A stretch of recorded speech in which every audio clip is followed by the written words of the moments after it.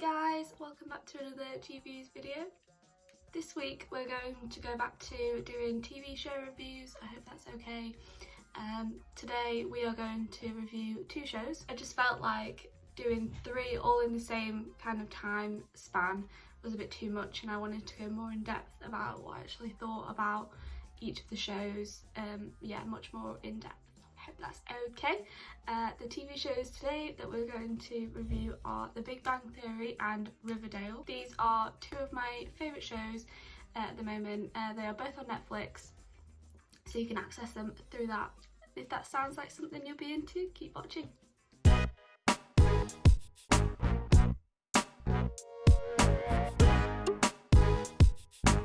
So the first one that I'm going to review is The Big Bang Theory. This show has been around for absolutely ages. It's got 12 series, so if you've not been around for the last 12 years, I don't know where you've been. The story revolves around 5 main characters.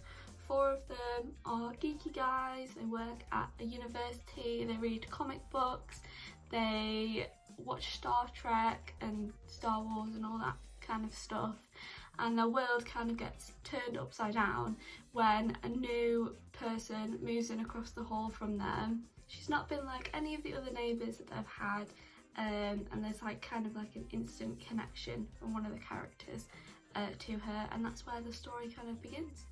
Without giving you, again, spoilers, I'm not going to tell you exactly what each series is, but there are 12 of them.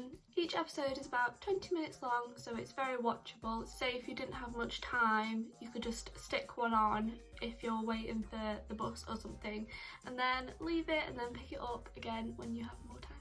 So the 4 main male characters are Leonard, Sheldon, Raj and Howard. Each of them have completely different personalities, which really kind of gel. If they were all the same, then I don't think the chemistry would quite be there, and because they're all so different, that's what makes them each so appealing in their own way, because it's very likely that if you are watching it, you can kind of appeal to one of the characters, if not more, if not all of them, kind of thing. They kind of cover like a nice wide range of character. And then in the first season there's only 1 female main character, and that's Penny, who moves in across the hall from the 2 guys right at the start. Leonard and Sheldon live in a flat, and when Penny moves in across the hall, that's where the whole story originates from. And then as the series progresses, more characters get added. I don't want to kind of tell you exactly who they are, but one of them's called Bernadette and one of them's called Amy, and they are intertwined with the other male characters. I thought I'd tell you what my all-time favourite episode is. It has to be series 2 episode 11. It's called The Bath Item Gift Hypothesis. Really love this one, because right at the end, the whole kind of story happens, and then right at the end they are given gifts because it's Christmas time, and one of the gifts that Penny gives Sheldon is absolutely amazing, and the reaction that he has from receiving the gift is the best part, because basically Penny works as a waitress. One day Sheldon's idol comes in to the restaurant, and Penny gets him to sign a little napkin to say, "Hi Sheldon," and also he wipes his face on the napkin. So Sheldon's reaction to that was, "Oh my god, I've got his DNA, I could clone him," and he just goes all crazy. And also gives loads and loads of gifts to Penny, way more than the average, like 20 different items all at one go, and he's like, "It's not enough, I know it's not enough." And I just think it's the best episode because it's the funniest. It's a comedy, it's a situation comedy. It's filmed in front of a live studio audience, so if you can cope with the canned laughter, then you'll be fine watching this show. I think the best thing about this show is the whole character kind of transformation that goes on right at the start. If you watch the pilot episode, all the characters are kind of nerdy, they're shy, they don't really know how to interact with people. But if you contrast that to like the kind of final episodes, or even throughout the whole of the series, the character transformation that goes on is really nice, just to see everyone kind of get used to people interacting, talking to other people, their self-esteem, their confidence. It's really nice. So yeah, if that sounds like something that you'd be into, it is on Netflix. Go ahead and watch it. Just watch like the first few episodes just to get used to it, and then decide from there if you want to carry on. So moving on, we'll do Riverdale now, and I'll tell you a little bit about that. Riverdale is also on Netflix. It is originally aired by the CW, I think, in America, and then it comes over probably the next day to UK Netflix. There are 4 seasons of this. Each one is as captivating as the last. Me and my sister absolutely love this show.